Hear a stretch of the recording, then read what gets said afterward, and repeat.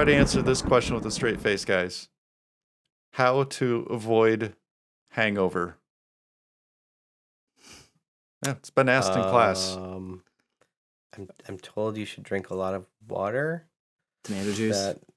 Tomato juice? Oh, that's a... Bloody Marys?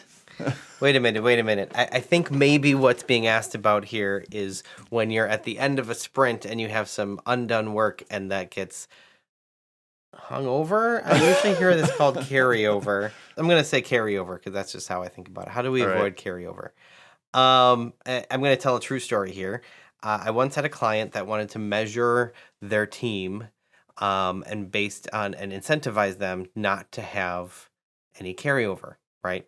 If they had no carryover at the end of a sprint, no undone items that got moved to the next sprint, in other words, that was a good thing. And if they had like a couple, that wasn't so great. And if they had a lot, that was a really bad thing. And, I kind of stepped into the coaching stance here and I said, what do you think will happen if that is how they are measured? Or what do you think I'm going to say about this? Because she was asking my opinion. And we had been working together long enough where she could kind of know where I was going with this.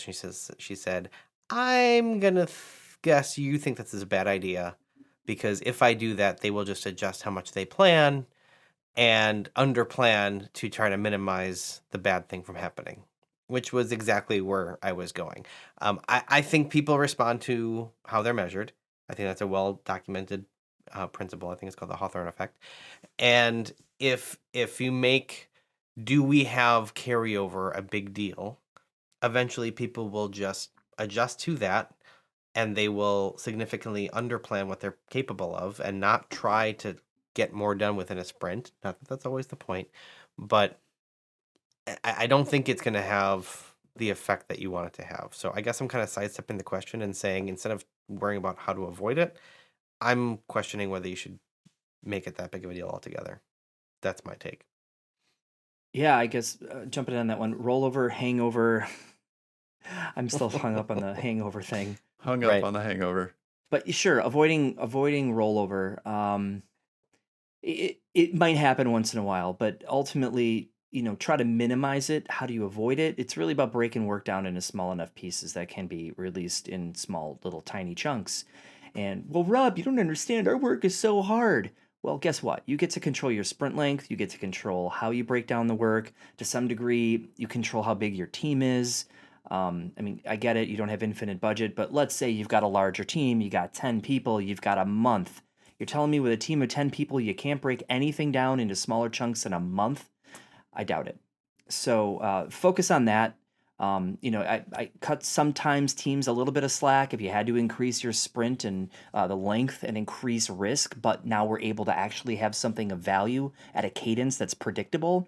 That might be a better place to start than every single sprint is a complete unpredictable mess, and your stakeholders are like, dude, every time I come to your sprint reviews, all there are is donuts and no increment.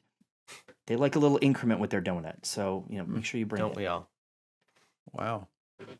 Well, I got the guaranteed to work tip for avoiding hangover. Oh. Don't drink. There you go. It's tip of the day.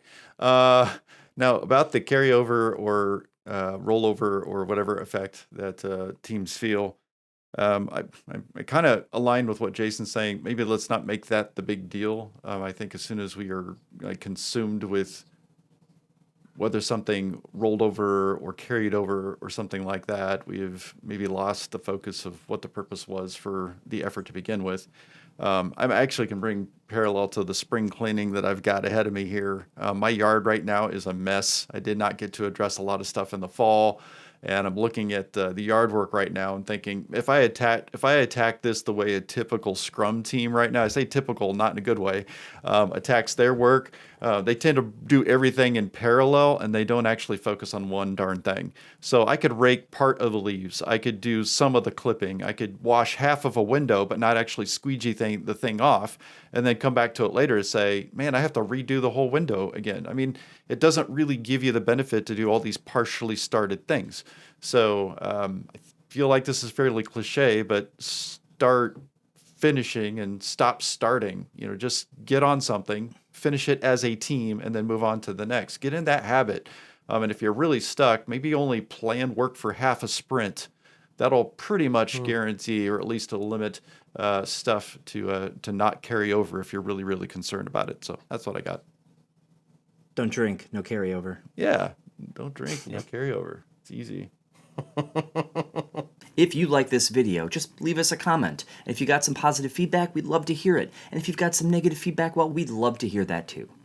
And be sure to check out our description. We have our email list there and our upcoming classes so you can upgrade your knowledge and work on a certification.